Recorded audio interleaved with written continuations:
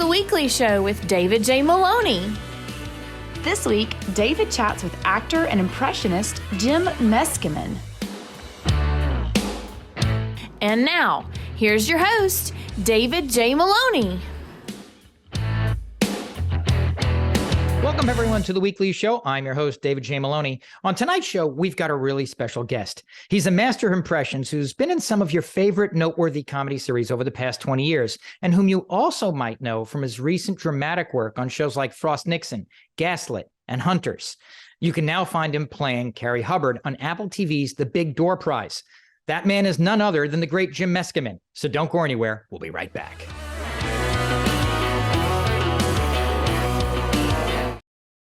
Our featured guest tonight is a fantastic actor, voice artist, and master of impressions. His incredible career has placed him in so many major comedy series over the past 20 years that he's worked with just about everyone who's anyone in the industry. His recent dramatic work in films and shows like Frost Nixon, Gaslit, and Hunters has introduced him to a whole new audience, and you can currently find him in his recurring role of Carrie Hubbard on Apple Plus's The Big Door Prize. Here to chat about his incredible career, comedy, and everything else in between is the wonderful Jim Meskimen. Jim, welcome to the show.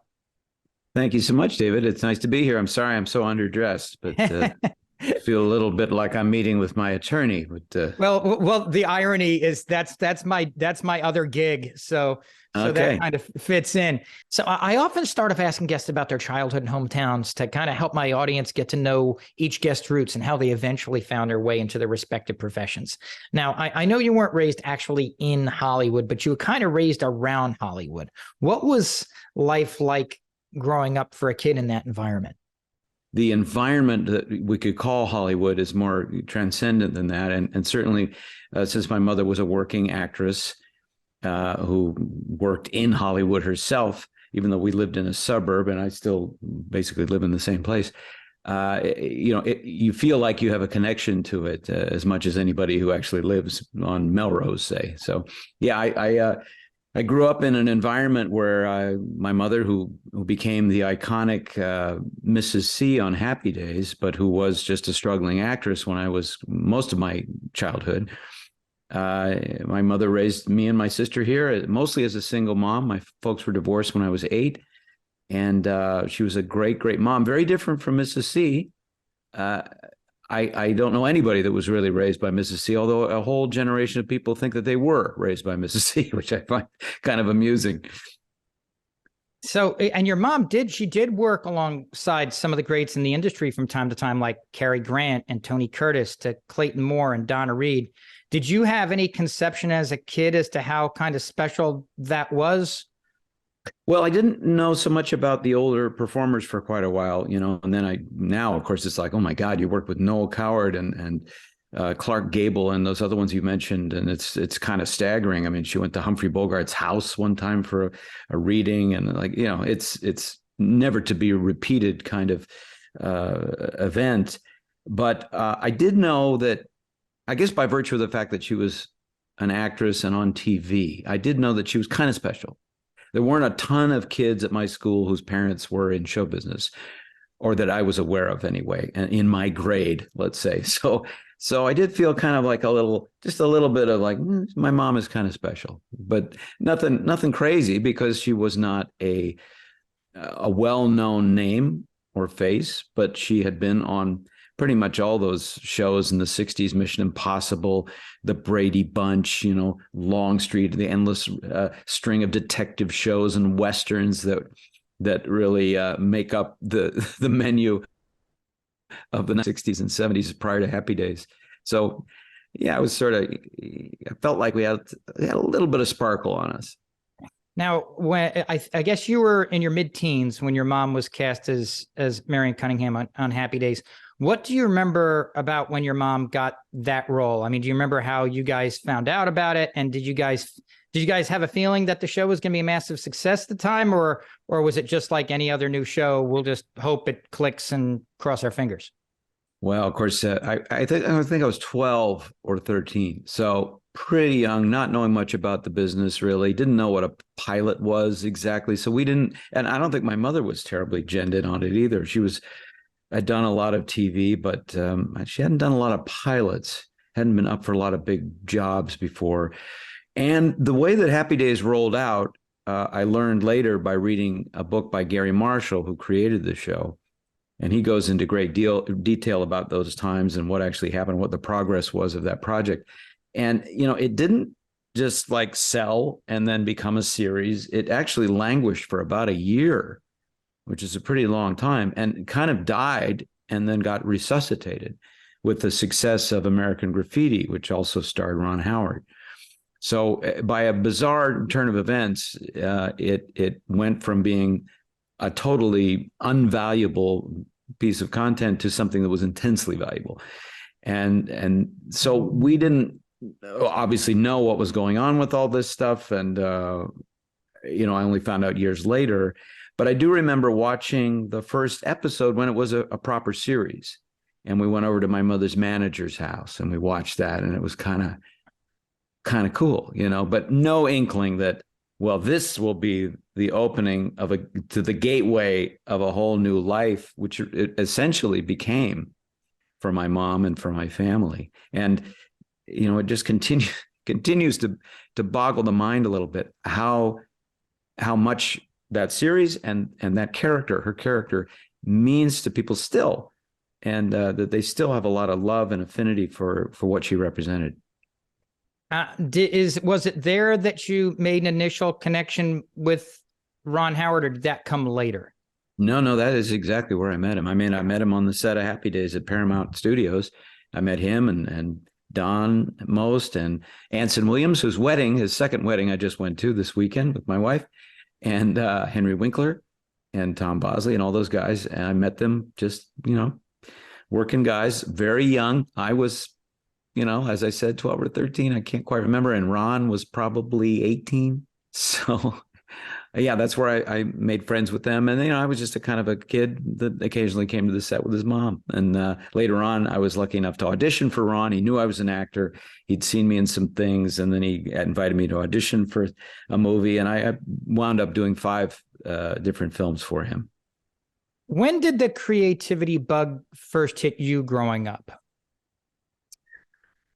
Well, I've been a recipient of, creativity, whatever, if you want to call it the muse or whatever. I've been involved with creating things ever since I can remember. So the great thing about Marion, my mom, who was probably similar to Marion Cunningham, was that she indulged and tolerated my creative urges and my impulses, and I think fostered a lot of them too. Introduced me to things, took me to museums, gave me pencils and pens and crayons, and not so much musical. My dad was more musical, but Marion was very visually oriented and theatrically oriented. So voices, dialects, and things like that, and cartooning and all that stuff. She definitely encouraged me. And when I guess I demonstrated an affinity and an aptitude pretty early. And I really thought I was going to be a cartoonist illustrator. And I worked very hard in that area. And as a visual artist,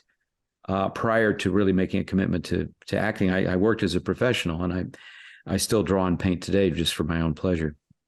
Were you always good at impressions, or did that come later? Well, as a 4-year-old, I wasn't so good. I just didn't have it, Nope. Tried. Did The Cowardly Lion. And I remember when I was about 7 or 8, maybe, and Tiny Tim was very big. Remember Tiny Tim? Yeah, with the guitar and the... It was a ukulele and yeah, and stringy long hair and a big old beak on him. And he was a really unlikely celebrity who just dominated certain shows in the 60s. And he would play and sing, and he'd play these old, public domain songs from the 20s. He did like through the tulips, yeah. by the willow tree. And I remember as a kid trying to imitate him and being able to do it pretty well, because of course he sang in falsetto, and as a kid it was not very far to go. So I've always approached impressions out of curiosity and a wanting to know and a wanting to feel what it's like to be like that person, and I still do that today. So it turned out to be something that, although I didn't plan it at all, it turned out to be a way to make a living. Do you have one that's your personal favorite? I'll tell you what, I do that George W. Bush quite often. on account of he was a famous president. But I like doing the one that at the moment that feels like it's fun to do and that gets a rise out of people. I tell you, people love Robin Williams a lot. When you do Robin Williams, they get a kind of a little, well, their heart skips a beat a little bit because it means something. And it's funny that he got his start on my mom's show on Happy Days, Mork from Ork, as his first appearance. But lately, I've also been doing an awful lot of Patrick Stewart because people have a lot of fondness for Patrick Stewart. And the older I get and the younger he gets, the more we tend to look alike. So I've got that going for me. And you've got some, I mean, real fan favorites in your arsenal. Obviously, Robin Williams is one of them. And it seems like everybody's got their own Christopher Walken. But yours is kind of aged with him, right? Yes. I mean, I have the advantage of being just, I think he's probably 10 years older, maybe. But I've, for whether it's the way my face is growing or my mind is dissipating, I find we link up a lot more than we used to. Jim, when did you decide you actually wanted to make show business your own career? And was your mom at that point like gung-ho on it, or because some showbiz parents are maybe try to talk their kids out of it? What was the feeling there? I think my mom understood very well the pros and cons, and she was always very encouraging. Excuse me.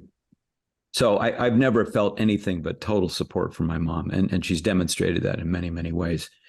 And my sister too, I believe, has gotten she's a writer, producer, and has always gotten, and was an actress also. So we both of us pretty lucky to have her as a mom as far as being an artist. You could be an artist and be stuck in a completely different family that did not understand what you were doing, and that would be tough. But we never had a battle to fight with mom. So, but I didn't make a commitment to being an actor or performer or an impressionist or anything like that until I was in my early 20s, and it became apparent to me that the path that I was on, nothing wrong with the path. I was studying art and painting, in particular in Spain, and I'd been doing that for a couple of years, and I really dove deep on it and learned to paint, and really, really struggled to get some knowledge out of it. And I looked at my life, and it was like, this is really lonely. I think I need a more social thing that I like to do, and that is acting and performing and doing plays and doing ensemble work. And so I shifted gears rather dramatically, moved to New York. And although I supported myself as an illustrator, cartoonist, an artist in general, I was pretty much focused then on getting an agent and getting out and doing jobs and getting in movies and getting on TV shows. Did you do the comedy circuit thing like a lot of people? I didn't. It was a golden age of stand-up comedy at that time in New York City in the 80s, the mid 80s. And a lot of the comedians that we love came out of there. Jerry Seinfeld came out of there, and a lot of guys that are just iconic.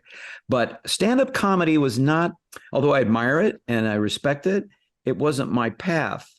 I didn't want to be a stand-up comic per se. I've done there's a lot of overlap with an impressionist and stand-up comedy. You do tend to create jokes, and every now and then it's good to have a little funny monologue or a story and stuff like that. And that is definitely the realm of stand-up comedy. But I didn't like the environment. I didn't feel, I'm spoiled, I guess. I like a theater where everybody's sitting and looking at you and nobody's eating or drinking. Or they've had, and now they're going to let you, and there's no waiters going around saying, I can't make change for this right now, honey. I'll come back to you. I don't want that in my environment. So I did improv, which is more theatrical. We did it in a theater. And that was rejuvenating and inspiring. And I got a lot of great sort of creative energy from that activity and learning how to do that and performing just hundreds and hundreds and hundreds of shows. I thought I read somewhere that Ron Howard went to a show where you may have done an impression of him. Is that an accurate? That is accurate. Yeah. Did you know he was there while you were doing the impression? Or did you find out after the fact? I did know he was there, but it sort of just skipped my mind. I I do a bit. I still do in my show where I do a Shakespeare monologue in celebrity voices, and people call out different names of different celebrities while I'm doing it, and I just change. And Ron Howard was on that list. And I think while I was doing it, when it occurred, I was like somewhere in the free space in my mind that I was thinking, oh, Ron is actually here. I wonder what he thinks of this. But he's always been really gracious. He's heard my impression of him a few times, and on recordings and stuff. I did it for Family Guy one time, and he's always been super gracious and supportive. He's a very wonderful guy. Now, if I'm not mistaken, it was in New York City around that same time that you went in for an audition for a film called The Paper, which would be directed by none other than Ron Howard. What's the story there? Did you expect Ron to actually be there or no? I didn't. I knew I had the audition. I knew it was for Ron, but when I walked in and he was there, I was like, wow, oh, hey. Hi, Jim. How you doing? I'm good. I didn't know you'd be here. Yeah, well, I'm in town, so I'm just, I don't know. And the thing I remember about it was that there was this piece of vital information that I didn't have. You know, every actor, when they get a set of sides, they don't often get the whole script of a movie, particularly if it's not a huge part. And I had just a little nice little cameo scene. And so I had the 2 or 3 pages from the script that I'd auditioned with. And there wasn't a lot of extra. He was described as, you know, a kind of a gray man in a gray suit. And, you know, he was like this, I think he was a lawyer. And no offense, this particular character was not a flashy gray suit like yours, not a nice looking, you know, you got the picture of a guy who was kind of beaten down or not quite at his best. So I didn't know much else about that. And I knew that he was hitting on this other character in the scene who later was played by Marissa Tomei, and who was married. Okay, but he's still kind of flirting with her a little bit. And so when I did the audition for Ron, and he said, "Oh, it's good, Jim. It's good. Now, you know, she's 8 months pregnant." And I was like, "Oh, no, I didn't know that.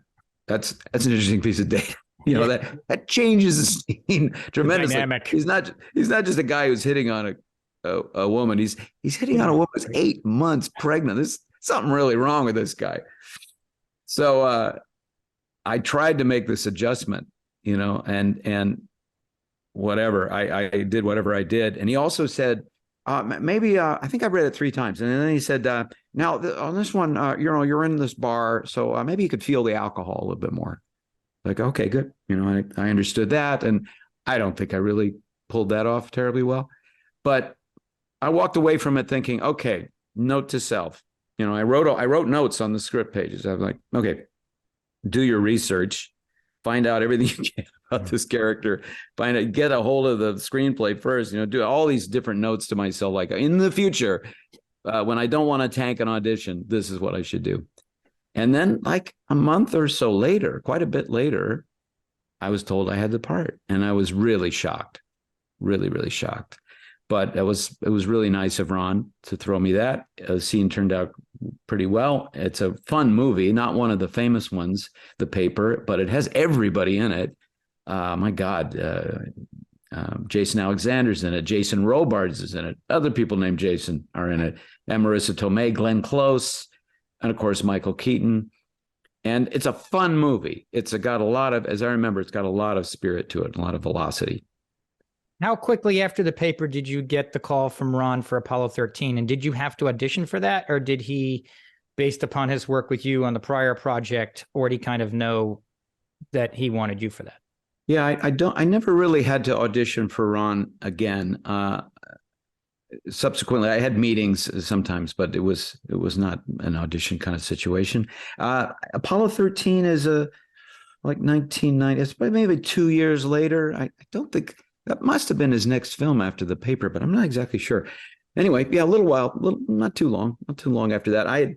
If the way I remember it, I called Ron about some other thing, but that may not be right. Anyway, and he said, "Oh, I'm doing this movie called Lost Moon.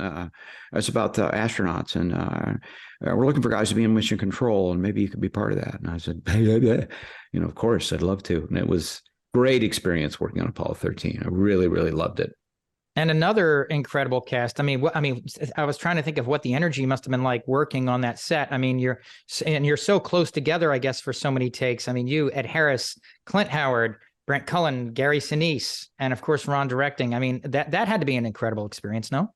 It was great. And you also felt like it was a project that was bigger than just a movie. This is about, something we're all proud about, mankind. The evil, villain that we're all fighting against here is not some maniac. It's the physical universe. It's oxygen. It's gravity. It's these things that, that we have that pin us to this planet. So it was inspiring. I always felt like we were doing something. I did anyway. This is important. It's an important story to tell. It's a good story to tell. When it's on TV, it's hard for me to not watch it, because it's like, even though I know the ending, we all knew the ending going into it, but we're still like, what's going to happen? It's the power of cinema.